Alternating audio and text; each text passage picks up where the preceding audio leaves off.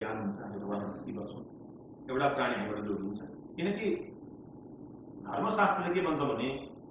धर्मको सुरुवात हुन्छ अहिंसा परमो धर्मबाट अहिंसा भनेको हामीले के बुझ्यौँ खसी नकाट्नु अहिंसा कुखुरा नकाट्नु यो सामान्य विषय अहिंसाको सच्चा परिभाषा धर्मशास्त्रीहरूले दर्शनशास्त्रीहरूले यसरी गरेका छन् कि true non violence is not to hurt anyone even in thought यदि हाम्रो विचार गर्ने अर्को मान्छेप्रति थोरै नराम्रो सोच्यो भने हामी ठुलो हिंसक ज्यान मारेर ठुलो हिंसा त्यहाँ हुनेछ हामी त्यस्तो अहिंसक बन्यौँ कि पनि हामीले आफ्नै साथीलाई केही सहयोग गर्न सक्यौँ कि सकेनौँ आफ्नै साथीसँग हामीले केही चिटिङ गरेका छौँ कि छैन अनन्तको जिन्दगी हो एकछिन छातीमा हालेर सोच्नुहोस् न हामीले आजसम्म कस्तो जिन्दगी बाँच्यौँ हामीले कतिलाई धोका दियौँ होला कतिको कुरा काट्यौँ होला कतिको लेनदेन बिगार्यौँ होला कतिलाई विश्वासघात गर्यौँ होला के जिन्दगी यस्तै कर्म गर्न दिएको हो सोच्नु त एकछिन हामी एउटा अर्को मान्छेको विनाश हुन चाह्यौँ हाम्रो पनि विनाश हुन्छ नि तर जबसम्म हामी अर्को मान्छेको भलाइको कामना गर्दैनौँ हाम्रो पनि भलाइ खासै हुँदैन है आज हाम्रो भएको यही जबसम्म किनभने हामी भलिबल जुन पावरले कहाँ खान्छौँ नि त्यही पावरले मात्रै फिर्ता आउने खाँदैन भने त्यसले आउँदैन नि जाँदैन हाम्रो विचारको भाइब्रेसन जति चल्छ नि तपाईँ पहाडमा हेरेर राम भन्नु त पहाडले राम राम मलाई भन्नु पनि कहिले गर्नु भएको राइट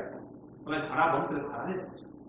त्यसैले जबसम्म हामी अर्को मान्छेको भलाइको कामना गर्न थाल्दैनौँ नि हाम्रो पनि खासै भलाइ हुँदैन त्यो परिश्रम अनन्त खेर गइरहेको हुन्छ हामी म किन सफल हुन सक्ने खोजिरहेको हुनु कारण आफ्नो विचार त्यस कारणले यदि हामीलाई धनी बन्नुपर्छ भने हामीले अर्कोलाई धनी गर्न सिकाउनुपर्छ यदि हामीलाई खुसी चाहिएको छ हामीले अरूलाई पहिले खुसी दिनुपर्छ यदि हामीलाई सम्मान चाहिएको छ भने पहिले अरूलाई नमस्कार गरेर निवेदन सम्मान गर्नै पर्छ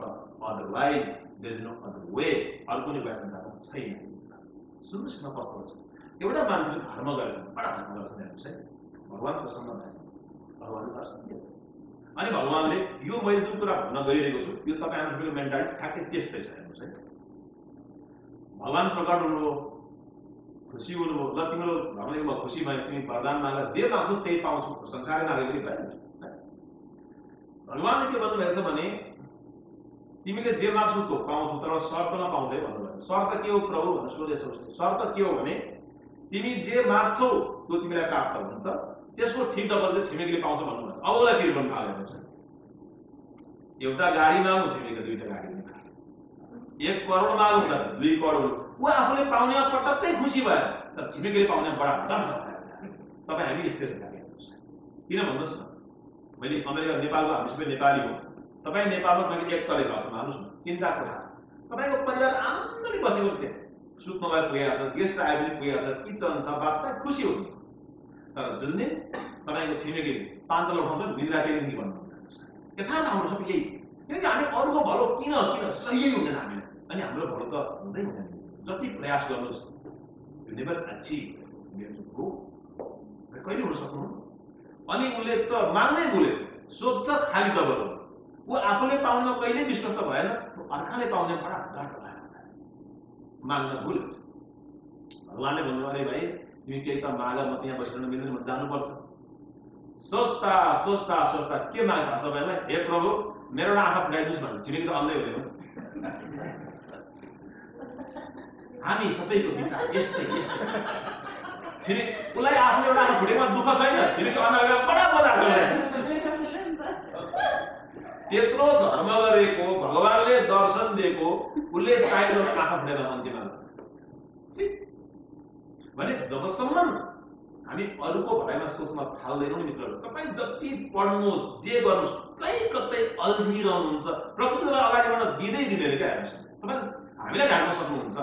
अरू तपाईँले प्रकृतिले ढाक्न सक्नु यो चाहिँ संसारको उपाय छैन त्यस कारणले गर्दा मित्रहरू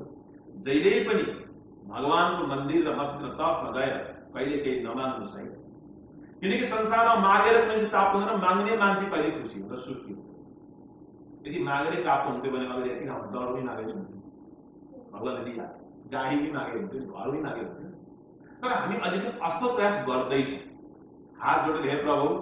छोरालाई यस्तै बुहारी दिलाइदेऊ यति सम्पत्ति आओस् नि सम्पत्ति कमाउनै नपरोस् छोरीलाई यस्तो ज्वाइँ प्राप्त होस् कि कामै गर्नुपर्छ भगवानलाई यो छोरीलाई भन्ने फुर्सद छैन है हामी माग्दैछौँ भन्दैछौँ एउटा पढेको विद्यार्थीले राम्रो पढ्यो भने राम्रो पास गर्छ तर नपढिकन लडिरहनु थाल्यो भने त्यो अवश्य फेल हुन्छ सत्य कि संसार कर्मभूमि हो। यहाँ जसले कर्म गर्छ उसले पाउँछ, जसले कर्म गर्दैन ऊ भोके मर्छ यो संसार।